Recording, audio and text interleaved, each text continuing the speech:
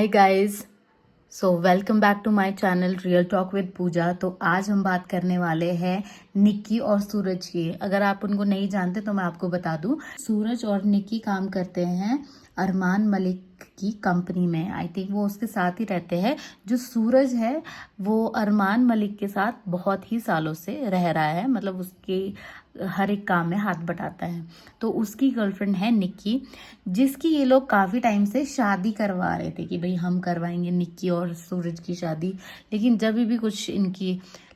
भी ये लोग शादी करवाने वाले थे, लेकिन गाइस जब भी ये लोग शादी करवाने लगते हैं ना, इन लोगों की कुछ ना कुछ विघ्न पड़ ही जाता है। तो पहली बार जब ये लोग शादी अरेंज कर रहे थे इन लोगों की, तो उस वक्त विघ्न ये पड़ गया था कि अरमान मलिक और दोनों ही बीवियां चली गई थी बिग बॉस पे, तो इनकी शादी रुक गई। उसके बाद एक और बार इन्होंने प्लान किया कि चलो शादी करते हैं, उस बार भी कोई ना कोई प्रॉब्लम आ गई। तो अब ये लोग शादी कर ही नहीं रहे हैं। कुछ दिनों पहले ये चीज सामने आई कि निक्की करवाने वाली है आईवीएफ।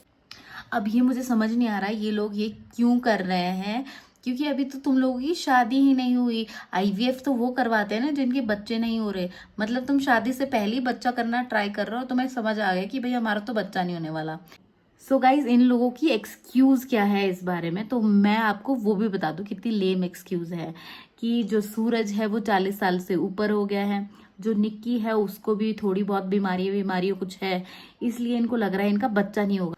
जो डॉक्टर्स है ना, वो भी कहते हैं कि पहले आप 5 साल तक कम से कम ट्राई करो। अगर 5 साल हो गए हैं शादी को तभी भी बच्चा नहीं हो रहा, तब जाके आप आईवीएफ के लिए जाओ। तो गैस मुझे समझ नहीं आ रहा इन लोगों का मतलब ये है क्या, ये शादी से ही पहले जैसे काफी सालों से ट्राई कर रहे हैं कि इनका बच्चा हो नहीं रहा है, इसलिए आईवीएफ करा रहे हैं। मुझे तो समझ ही नहीं आया, या तो ये प्रैंक है। पहले मुझे लगा शायद ये प्रैंक होगा, क्योंकि ये लोग ऐसे प्रैंक करते ही रहते हैं।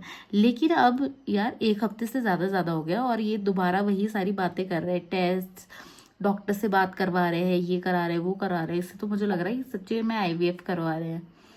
अब क्या हुआ, आईवीएफ कराना होता है उसके लिए या तो मैरिज सर्टिफिकेट चाहिए होता है, नहीं तो फिर लिव इन सर्टिफिकेट चाहिए होता है। उसके लिए पायल ने पूछा निक्की से, भाई भाई क्या करना चाहती तू, मैरिज सर्टिफिकेट बनवाएगी, शादी करेगी, या फिर लिव इन सर्टिफिकेट बनाएगी। तो उसने बोला यार मुझे तो मैरिज ही करनी, मुझे तो शादी करनी, मेरी शादी करवा दो। तो उसने कहा चल ठीक है। उसके बाद अगले ही व्लॉग में ये लोग पता है क्या करना है, मैं आपको बताती हूँ इन लोगों की ट्रिक।